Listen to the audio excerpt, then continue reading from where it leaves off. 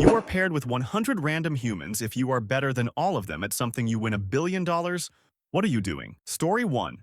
Running a freight train over my particular section of track. There are 11 people currently qualified to do so, and a handful of retired quit guys who could possibly do it. Maybe 30 people tops in the entire world who know the track well enough to run over it. Editing.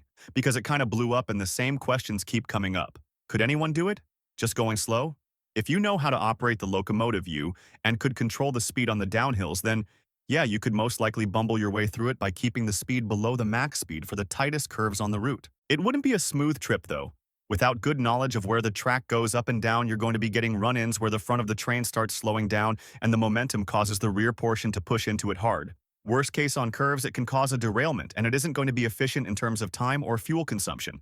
So with regards to the original post, you wouldn't be able to do it better than someone who's been doing it for years and knows the track well enough to keep the train running smoothly and to use the changes in gradient effectively to control speed and preserve momentum. Why hasn't been automated? Cost versus benefit. Rio Tinto have spent an absolute fortune getting their auto-haul program off the ground, and they're a mining railroad who runs high numbers of identical trains over the same piece of track. For general freight, there are a whole lot more variables to consider. Plus the fact that if no one is on board, problems like breakdowns, burst brake hoses, stalling on hills, switching out cars along the way, would all require someone to travel out to meet the train to resolve the issues. Worst case, a train that's stalled or broken down on a steep gradient would need to have the mechanical handbrakes applied, as the air brakes will only hold the train for so long hours, not minutes. So there's potent for a runaway, if you can get people out there soon enough. It's definitely possible, and I'd be amazed if it didn't happen someday in the future. But I'm pretty confident I'll have a job up until my retirement in 22 years' time if I want. Reciting pi decimals. For some reason, I learned 350 of them in middle school. Story 2. I think I would likely be able to better all 100 random humans in talking about British pre-decimal penny varieties, 1860, 1967. I would then take that $1 billion and spend a fair portion of it on British pre-decimal penny varieties, 1860, 1967. If you hadn't guessed by now, I quite like British pre-decimal pennies, specifically the various varieties within the 1860-1967 date range. Edit. Well, this blew up. Numismatists of Reddit unite. Also, British pre-decimal penny varieties, 1860-1967 for all those who double-dared me. Come find me. I've got socks full of British pre-decimal pennies between 1860 and 1967 swinging ready for you. Story 3 calls.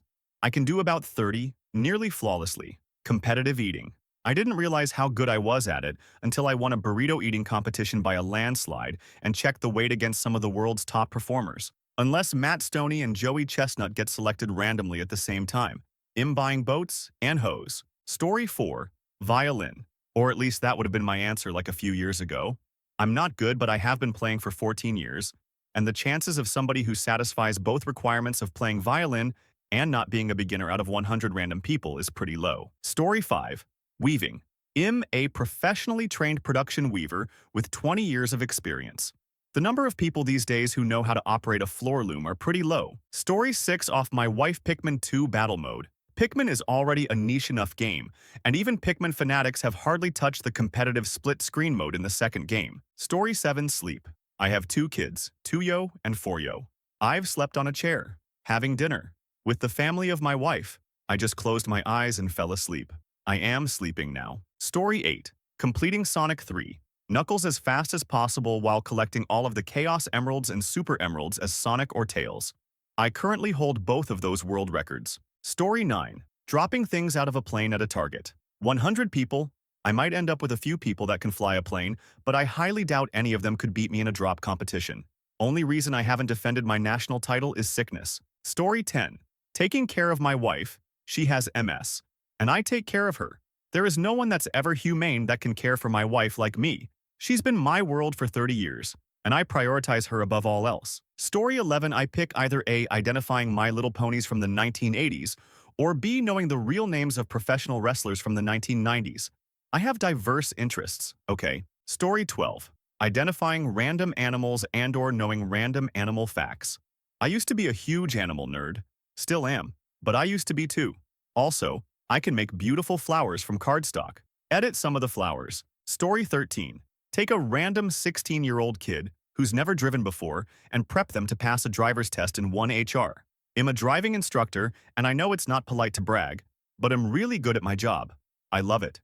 Each case is unique, and my students are all super stoked to pass their test. Some fail first try, sure, but it's rare. Story 14. Teaching a university maths class in Swedish. It's about 12 chance that someone else in the group is Swedish, and right now I study maths at university level. And even though I'm just a student, I think I could give a better lesson than the average person because most people don't study maths at university level. Story 15. Playing FIFA. I'm well within the top 0.1 of the world. In fact, out of millions of players, I'm within the top 500 on the leaderboards. So the odds of any of them being within that top 500 too is very slim, so I fancy my chances of winning. Story 16. In high school, our school administered the ASVAB, an aptitude test for military service. I didn't want to go into the military, but I loved taking tests. One of the sections involved scanning lists of serial numbers assigned to letter values, 8562859D, 4729572A, etc. The test administrator said that the test wouldn't be completed as there were more pages than they expected anyone to finish. Students were just expected to do their best until they ran out of time. I took that as a personal challenge and finished the last page before the time ran out. When the test scores came back, we were rated in relation to other test takers. I had decent scores in everything except the sections that tested mechanical knowledge, and automotive parts scored something like 32 on one of them. But I was over the 99th percentile on code scanning. So, guess that test section is what it'd be doing. Not sure how much of that was skill and how much was my determination because I was told it was impossible. But I'm hoping $1 billion would be enough motivation to have lightning strike twice. Story 17. Either being the fastest at solving a Rubik's Cube or chess. I can solve a Rubik's Cube consistently in under 20 seconds, and based on my experience, it's very unlikely that 100 random people are going to be better than me at that. Unless I have very bad luck and run into Max Park or something. I'm around 1500 ELO at chess, which is not great, but I still think it's enough to beat 100 random people since most people are not playing consistently. I still think someone might beat me at chess if I'm unlucky enough, but at speed cubing, I would be heavily disappointed to lose on speed cubing. Story 18. Dance Dance Revolution. Yeah, I have asthma. Yes, I'm out of shape. But I can still pass max 300 on heavy, and a few easier ones like Spin the Disc or Kind Lady. I think my odds of beating out 100 randoms are pretty good as long as I have my inhaler. Story 19. I am able to walk on hands for a long time. Perhaps someone here may not be able to do it since I have a bad formation in my limbs, and I feel comfortable doing that. So I have won thanks to my disability. Story 20. I can spin a basketball on my finger for pretty long. I'd imagine I'd have a good shot against 100 random basketball players, let alone 100 random people. Story 21. Reading speed, with comprehension tested after. Edit. Obviously, in my native language. Edit 2. Not a speed reader as courses teach. I read all the words, at about 700 per minute. Story 22. Whoever has seen the most amount of weed. I've worked in the cannabis industry for a while, and have seen hundreds of thousands of pounds of weed, maybe millions. Story 23. Grabbing a mouse and immobilizing it with one hand, without injuring it. I bred genetically altered mice for a pharma company for 10 years. Developed some interesting skills. LOL. Story 24. The Binding of Isaac. I have 1,000 hours in that game, and it's niche enough that there's a good chance I'm the only one who's played it in a group of 100 random people, or Brandon Sanderson's Cosmere Trivia. Story 25. Ultra running. It's pretty popular these days, but a random 100 people? None of them can run 100 kilo. I'd even take the bet none of them can run 20 kilo, counting off the number of children each person has had with my wife. As long as the mailman and milkman aren't in that 100, I'll be stinking rich. Story 26. Candlepin bowling, and it's not even close. Candlepin is a regional form of bowling with grapefruit-sized, very thin pins, and 3 per frame. The deadwood is not cleared between either, and is legal to play. It can be found almost exclusively in New England in the USA and maritime Canada. Story 27. Civ 6. Most people don't really play Civ 6. Of the maybe 1 or 2 out of 100 that do, I'd probably still be a bit above average since I can beat Deity, assuming the sub is a good representation of the general population. Story 28. I'm gonna go with Final Fantasy XIV rating LOL. That's pretty niche when there's only 100 other people. If any of them happen to do it too, they'd have to be very high up there in it. Story 29. Playing Magic. The Gathering. While I'm not the best at the game, I have been playing for nearly 20 years, so I'm probably better than 100 random people, unless we're exclusively picking from Magic players. Story 30. Assembling and painting scale models. Pretty sure that's deep enough into niche hobby territory to make me rich. If I really want to stack the deck, I'll throw a mid-90s Revel kit at them. They'll be turbo. Story 31. I feel it'd have a decent chance in golf and Counter-Strike. The chances of 2 single-digit or better golfers in 100 out of 8 billion has got to be ridiculous. Half the group will be kids or old people that can barely hold a club.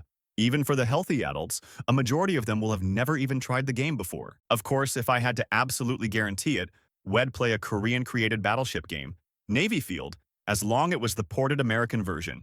I'm not even sure 100 people actually played it when it was popular, let alone now 10 years later. Manipulating a mouth and rod puppet. Story 32. Being able to sustain a double C on the trumpet for at least 10 seconds. Out of 100 trumpet players, maybe one could also do that. Out of 100 random people? Psh, gimme the money now. Story 33. 100 random humans? Like, including infants and children? Easy basketball. Happy to post up some toddlers, obese people, folks with nutritional deficiencies, and about 50 women for a billy. Story 34. I'd be down for a Central Texas-style smoked brisket cook-off for $1 billion versus a random 100 people. I just ran a sample list in ChatGPT of 100 random people with age country. Yeah, there was one person from the USA, lol. I got this. Story 35. Is being tall something you can be better at? I'm almost 7F, so the odds of someone being taller than me are fairly low. Otherwise, I have nothing else. Story 36. Tony Hawk Pro Skater. For a while, I was ranked in the top 100 on Xbox on 12 on most maps. I may be rusty, but there may be 1 or 2 people in there who can give me a run for my money. Story 37. Juggling. I was an only child and got obsessed with it when I was young and have continued practicing as I got older. I'm 45 now, and it's still something I do that helps me get focused. I like my odds against 100 randoms. Story 38. Probably building a website with Django. I'm only okay, but the likelihood that another person out of a random 100 knows anything about it is pretty low. Story 39. Matching components of locks to manufacturers, part codes. I've got thousands in my brain. There'd be hundreds I could quote blindfolded by feel if you put little metal pieces in my hand.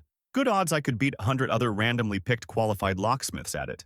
General public, forget about it. Story 40. I run ultramarathons, so covering the furthest distance on foot in 24 hours. I'd feel pretty good about my odds against a random 100 people.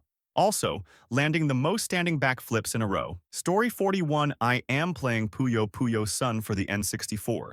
I'm pretty good at the game, so maybe I win a lot of money. And the fail state is that I get to play one of my favorite games with 100 people. Story 42. Bench press. Mine is not super impressive in the lifting circles, but out of 100 random people, I think I could win. Half of them would be women, and of the remaining half of men, maybe half would be kids, elderly guys. That would mean that there would probably be around 25 young or middle-aged men remaining I would have to beat. The chances are that at most a few of them would have any experience in weight training. Story 43. I guess it depends on how we define being better at something.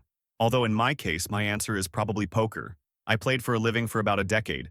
Am nothing noteworthy among other professionals, but almost certainly far ahead of 100 random people. Of course, if I had to beat 100 people at poker, there's luck involved, and that sucks. But it would also hedge against my own odds dropping to 0 compared to something purely skill-based like chess, sprinting, jerking to feet picks, or whatever. Story 44. Singing the entire discography of all 3 High School Musical movies. Sure, others may know it, but they do not know every single word in harmony like I do. Story 45. I'll go with a Baryshnikov ballet move. Odds are pretty good that there aren't too many other dancers there, and while I'm not professional by any means, I can confidently say that I'm pretty good at this step, so I'd have a decent chance of winning. Alternatively, a middle split would be another option to consider. Story 46. Operating a Mitsubishi Wire EDM. Figure odds are, if it's filling random 100 humans from the planet, none of them will know what it is, let alone how to run it. Story 47. 1v1 in basically any niche game I am good at.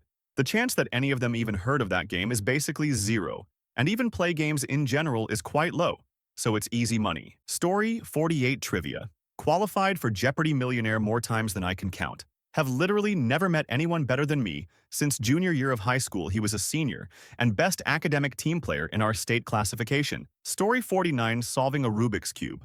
I can solve it in about 20 seconds on average, probably closer to 30 if I haven't been practicing for a while.